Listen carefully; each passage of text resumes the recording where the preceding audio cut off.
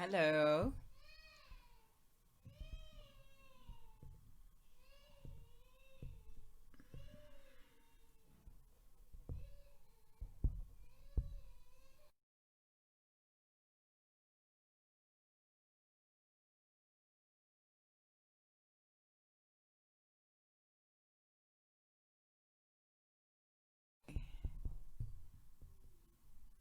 Happy Monday.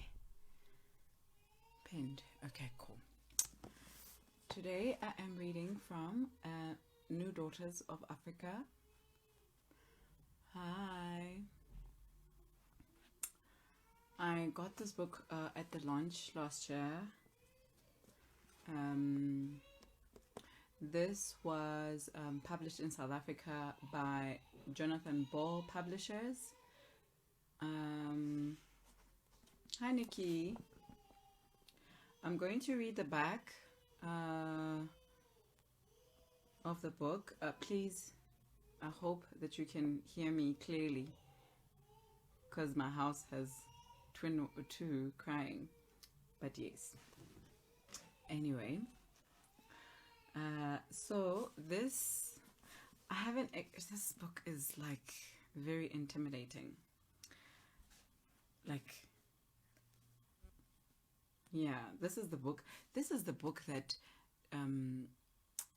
Simule, hi Simule. Simule also got this, but she bought it for like a very ridiculous price. Yeah, but anyway, let me read the bottom of it and then I'll continue reading as it goes. Featuring women across the diaspora, New Daughters of Africa illuminates the richness and cultural history of this original continent and its enduring influence, while reflecting our own lives and issues today. Bold and insightful, brilliant in its intimacy and universality. This essential volume honors the talents of African daughters and the inspiring legacy that connects them and all of us. I went to the launch, but I didn't know what to expect. I loved the 60 Rand at CNA. It was a book sale, a crazy book sale at a CNA in her area. I think the owners were changing or something, and then that was a lucky deal. And this book I got for 350 from Africulture, because Africulture was the stockist at the book launch. So yeah, I guess Simula was very, very lucky. But yeah, I didn't even know there was a previous volume of this before the launch. So 25 years ago, Margaret Busby's groundbreaking anthology Daughters of Africa illuminated the silent, forgotten, underrated voices of black women. Published to international acclaim, it was hailed as an extraordinary body of achievement, a vital document of lost history. New Daughters of Africa continues that mission for a new generation. So this one is New Daughters of Africa, and the old one is Daughters of Africa. I'm yet to actually come across someone who does have Daughters of Africa, which is the old one. But yeah, it showcases the work of more than 200 women. That's why it's this size. Of African descent. This major international collection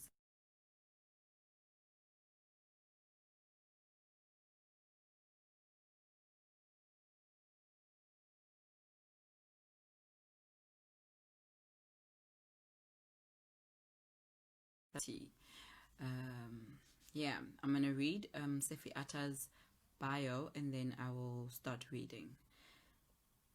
Born in Lagos, Nigeria, she currently divides her time between Nigeria, England, and the United States.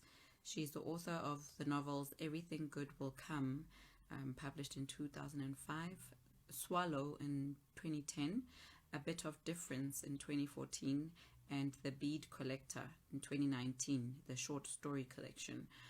News from Home, 2010, the children's book Drama Queen, 2018, and the play collection Sefi Atta, Selected Plays, in 2019. She was a juror for the 2010 New Start International Prize for Literature and is a judge for the 2019 Cannes Prize for African Writing. She has received several literary awards, including the 2006 Wole Soyinka Prize for Literature in Africa and the 2009 Noma Award for Publishing in Africa. In 2015, a critical study of her novels and short stories writing contemporary Nigeria, How Sefi Atta Illuminates African Culture and Tradition, was published by Cambria Press.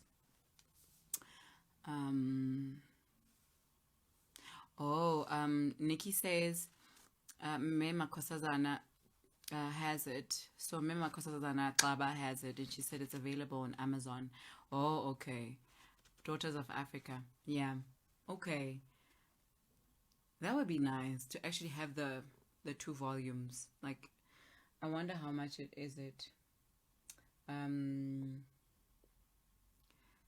Hi, Miss Wana. So I am here. I'm sorry I'm late, but yes, we're here. So I'm going to read from The Cocktail Party. I love how, okay, besides the size of this thing, I think it's 900 pages.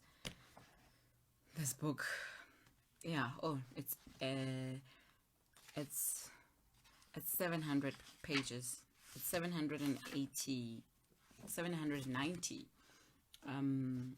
But I love how thick it is and how the words go all the way. I love it. It's so overwhelming.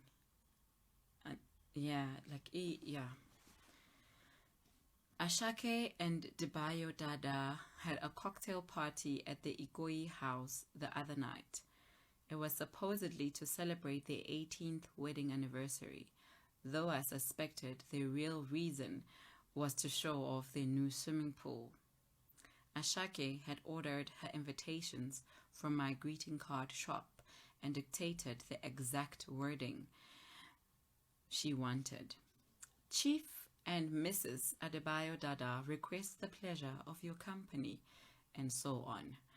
She'd also added a recently invented family crest, which should have stated established 1976. Oh wow, like seriously. My shop manager had delivered the cards to her weeks ago, and I was still waiting for her to pay me. Ashake was my daughter's godmother, and we'd known each other for years, so we weren't about to fall out over money. When we were girls, she was called Sumbo. Ashake, her praise name, meant the pampered one. Her mother was a union leader of the women who attended my father's church and had several informal titles conferred by them. She was most popularly known as Iya, which translated to mother in Yoruba.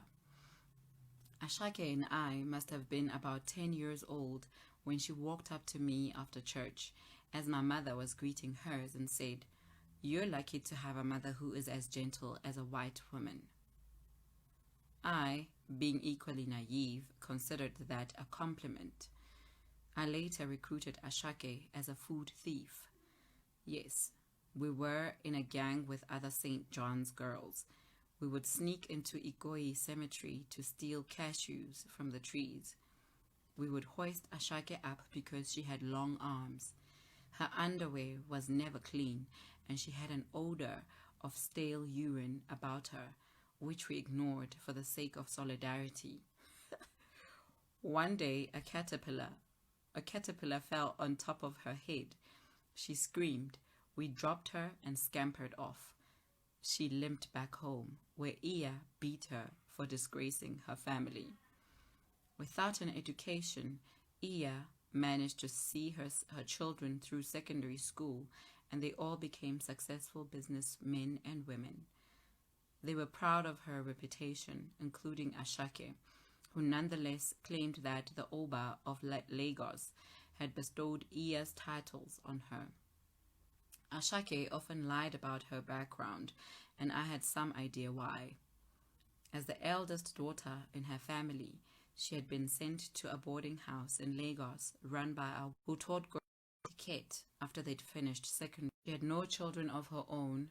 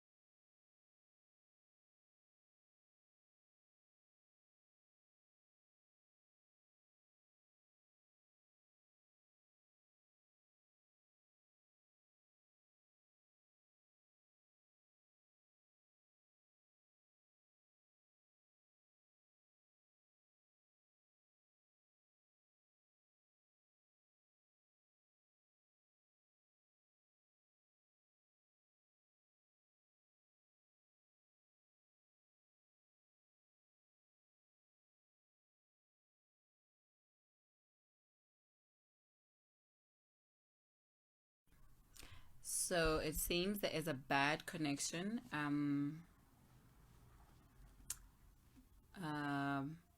Okay, so Samula and Zindatu are having a connection issue. Sorry, guys. I am going to continue because it looks like the live is still fine. So people actually assume that he's sleeping. He slept his way to the top. Oh, yeah. Ashake herself was said to practice juju, which wouldn't have surprised me. Iya may have been a member of St. John's, but she was also a regular at the local Babalawayo. Voodoo priest referred to I wrote that down. Hi. I did occasionally wonder if some of the rumors about the Dadas were embellished. People either worshipped or despised them. Tunde was fascinated with them. He hailed them the Lord and the Lady of the Manor, to their delight. Whenever they invited us to a function at their house, he would hurry me up. He couldn't be bothered with the gossip about them, but observing their excesses firsthand gave him much pleasure. We got to their house that night, and he asked their gateman if he could park in their driveway. The gateman said guests were not allowed in. What about those cars? Tunde asked, pointing at 5 Benzes stationed on their gravelled driveway, all black. The gateman said they belonged to Master and Madame. Wonders will never seize me, Tunde said, smiling. I begged him not to embarrass me. The Dada's house was huge, with Greek-style columns. A steward in a white uniform showed us into their sitting room, which had a beige marble floor, beige damask curtains, gilt-edged mirrors, and crystal chandeliers. So I also found, I looked for gilt-edged, because I didn't know what gilt-edged was, and it's those mirrors that have gold plates on the side, or that are framed with gold, or gold-like. Yeah. The whole place was beige, sparkly, and full of Nigerians in colorful traditional attire. There were a few expatriates around. Ashake had insisted her invitations state the dress code was cocktail wear. Tunde and I were in traditional attire. So was Debayo, who wore a white lace agbada. Those nice, you know how like they look with their traditional wear. Yeah, I personally love when I love the idea of people wearing traditional wear, even if it's cocktail. I mean, cocktail to you can be anything, can be your own attire, your home attire, or cultural attire. Ashake had insisted her invitation state the dress code was cocktail wear. Like, she seems so fake, this Ashake woman. Ashake. Tunde and I were in traditional attire, so was Debayo, who wore a white lace agbada with a red and gold cap. Ashake herself was in a full-length red satin gown that contradicted her own dress code. She was heavily made up, but I could tell her face had lightened a shade. I'd heard that she got chemical baths in London to bleach her skin. Ugh.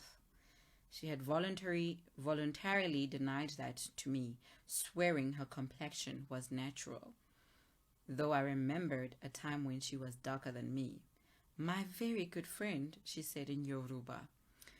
I hugged her, genuinely pleased to see her again, as Tunde went off with Debayo. She took my arm and led me around her sitting room, introducing me to people, some of whom I already knew. She flashed the ruby and diamond ring Debayo had bought her. The rubies are from India, she said. I said they were beautiful. She tilted her head, admiring the stones. I'm not sure where the diamonds are from. I said it didn't matter. She should just enjoy her ring. She had new furniture as well. Faux Louis Quinze sofa sets, also in beige. She pointed at a blown-up photo of her family in a gilt frame on the wall. We took that at Christmas, she said. Where? I asked. Jackie Phillips. Jackie Phillips was a celebrity boxer turned photographer. His studio photos were superb, but they didn't come cheap. The Dada boys had grown into handsome young men. They looked like Debayo in the photograph, dressed in their suits and ties. They were in English boarding schools, and during the holidays were either at the polo club or at the beach house on Talca Bay with friends who were similarly placed. The whole lot of them were known as Omo Olowo, children of the rich. Poor things. They were so indulged by their parents that you couldn't help but sympathize when they ended up taking drugs or getting drunk and crashing cars because no one had taught them when enough was enough. I knew this only because Ashake often bemoaned her son's hectic social life to other mothers' annoyance. I couldn't be resentful of her, no matter what she did or said. I wasn't embarrassed for her either. There was no point. She didn't care what other people thought. That's what I actually thought while I was reading this part about her house and like her being a show-off. We had a few mutual friends, and as we passed through the house, I found myself slipping into my usual polyglot party greetings. Ciao, Ewoles, kom shikomka. Expatriates enjoyed a Nigerian greeting. Nigerians loved a European one. They were mostly people from the business community. Tutu, a woman who had several directorships, was there. She had qualified as a chartered accountant at a time when only Nigerian men did, and was always the lone woman in the company of men. She stood with a group of them in a black shift dress, swirling her brandy as they smoked cigars. She was divorced from her first husband and separated from her second, who had accused her of adultery. Irene, a gold jewelry millionaire, was there as well, resplendent in traditional regalia. So was her husband, a chief, who had fathered children by several other women he supported. He and Irene lived together, practiced juju together, but kept their finances separate. Hello, believe more deeply. Hi, I love listening to you read. Oh, thank you. Why do married people do that? Like, why? He and Irene lived together, practiced juju together, but kept their finances separate. Like, were there any normal, happily married couples at the party? Of course there were, together for 10, 15, 20 years with no major problems I'd heard about. But they were indistinguishable from the West, who looked just as normal without captions to suggest otherwise. The husbands drinks too much, occasionally manhandles his wife, may have impregnated his wife's younger sister. The wives, on Valium, not permitted to do anything without her husband's consent, beaten on a regular basis. Ashake and I parted ways, and I circulated, encouraged by the James Last Orchestra's instrumental version of Soleil Soleil. Tunde was busy slapping Debayo's back and looking as if he couldn't contain himself. It wasn't a cocktail party. It was a feast. The drinks were followed by a buffet of dressed crab, shrimp salad, avocado salad, fried rice, jollof rice, coconut rice, roast chicken, and some pasta dish I couldn't identify. That was merely part of the European continental spread. The Nigerian spread included barbecued goat, peppered snails, and egusi with pounded yam. Oh, I started with the dressed crab and proceeded to the shrimp salad. By the time I got to the peppered snails, I was full, but the food kept coming, and so did the wines and spirits. I had some Chateauneuf du Pape, followed by a little Bailey's Irish cream, which I'd been meaning to try since it came out. It reminded me of Ball's Advocate. Far too sweet, yet I couldn't stop drinking it. Hi, Bubby. The Nigerian guests ate and drank, unaware of the waiters.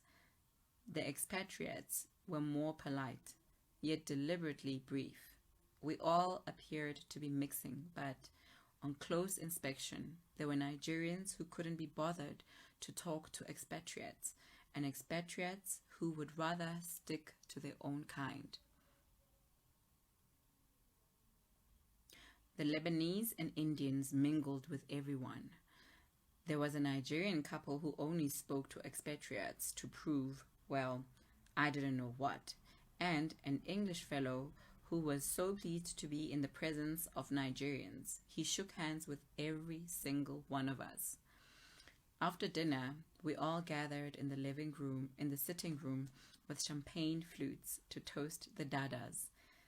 Debayo declared Ashake the love of his life, and they danced to Frankie Valli's Can't Take My Eyes Off You.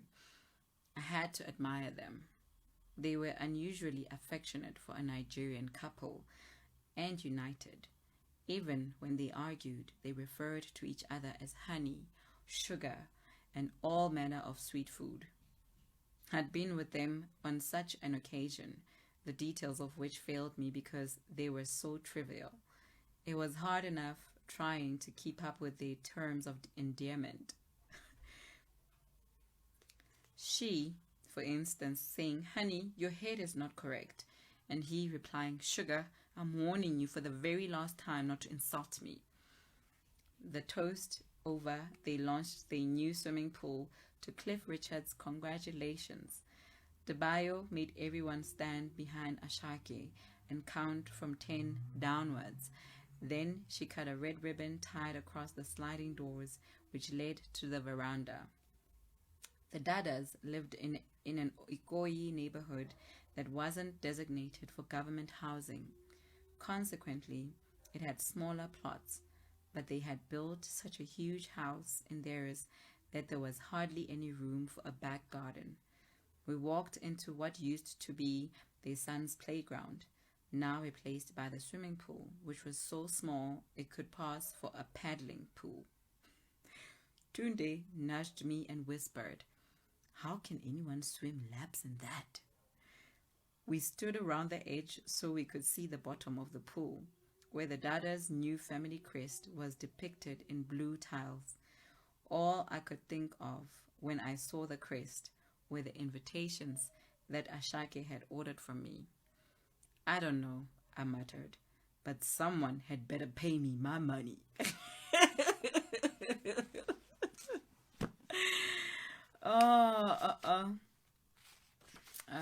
So that was Sefi Atta's The Cocktail Party. That was taken from New Daughters of Africa, edited by Margaret Busby. And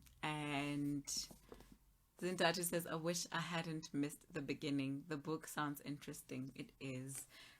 So I haven't read the introduction and stuff, but the contents have actually like separated all the contributions by years. So pre-1900, 1900s, 1920s, 1930s, 1940s, 1950s, and 1960s, and then it continues up until the 80s. So it's authors. I feel like it is authors who were born. I think it's their birth dates. Yeah. So there's contributions by Vangile Gantsho. Who else signed this? Okay, so because some of the contributors were at the launch. Natalia Molebatsi also signed. Who else? So it was Vangile who was at the launch. It was Natalia. It was Me. I read her book recently. Me NomaVenda Mathiane. The author of Eyes in the Night was also there. So it is signed by her, Vangile, Natalia, and Phillippa. So there's a lot of... Oh, and Zuki Savannah also has a contribution in here. And hers is titled, "This is Not Au Revoir." So, yeah. Short. Hi, Khomotso. Khomotso says, "I enjoyed the reading." Short, because I don't know the time. So, oh yeah, it's almost the time I normally end the reading.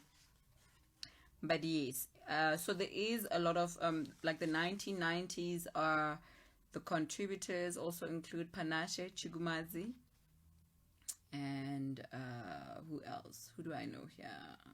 So I like this because it introduces you to new writers as well. So you know, the book that I was reading, Behold the Dreamers, the author's also in here. Imbolombue, she's also in here.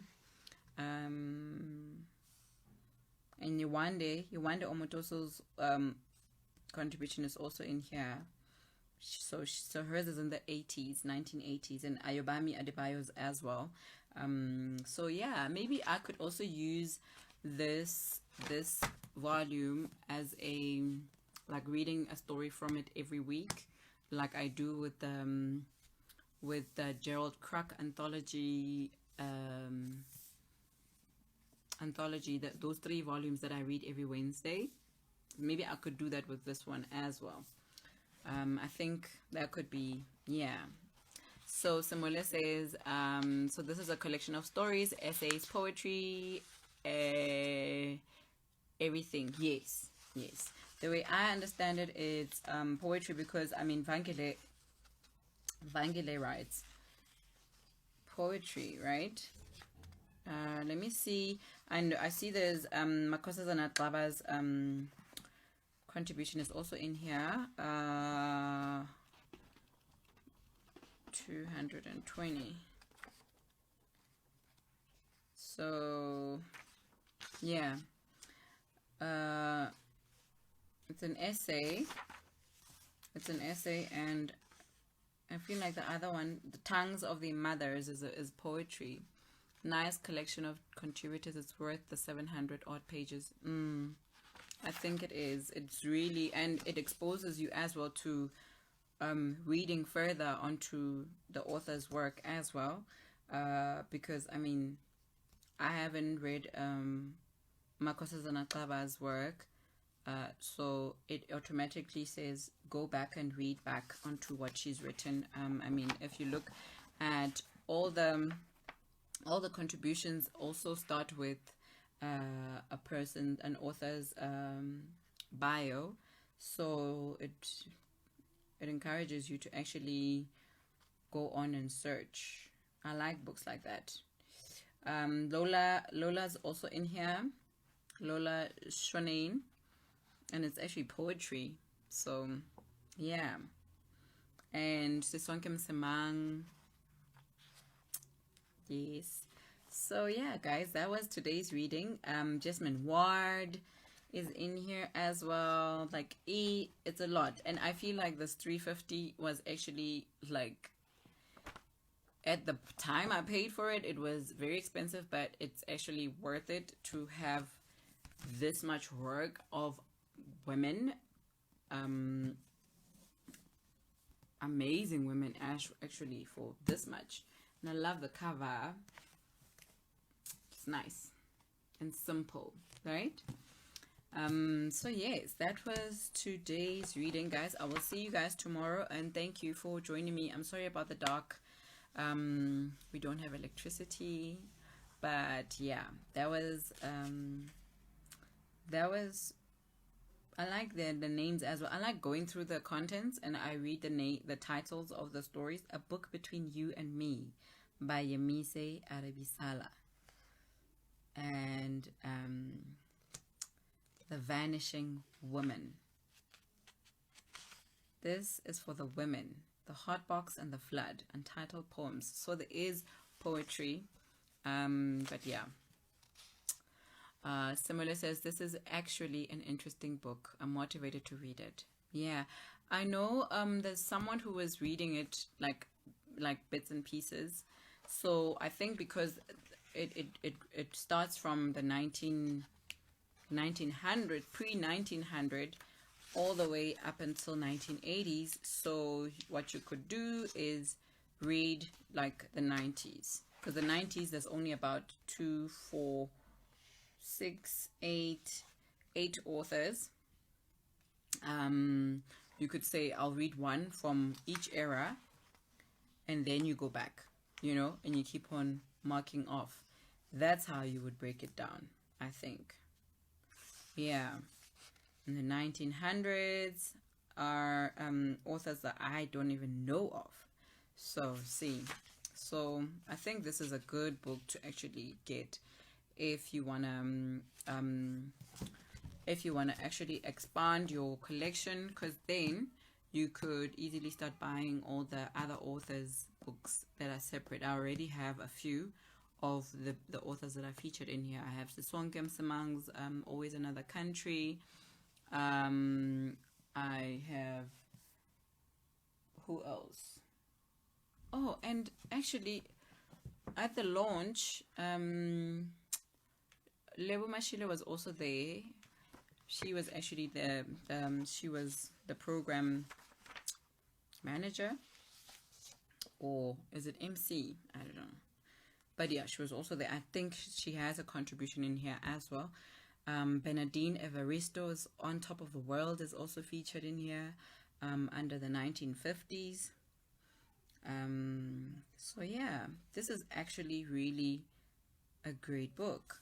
So please, guys, maybe do get it or put it on your to be read list, or yeah.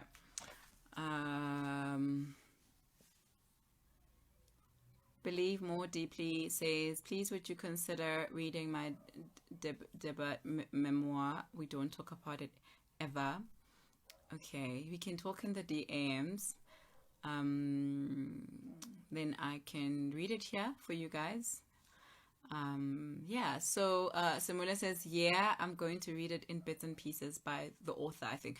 Yeah, that's also another idea. I think even how, you know, how I read the Gerald Cruk anthologies, I rotate them because it's weekly. So 1 week I will read one volume and I scratch it off and I write the date.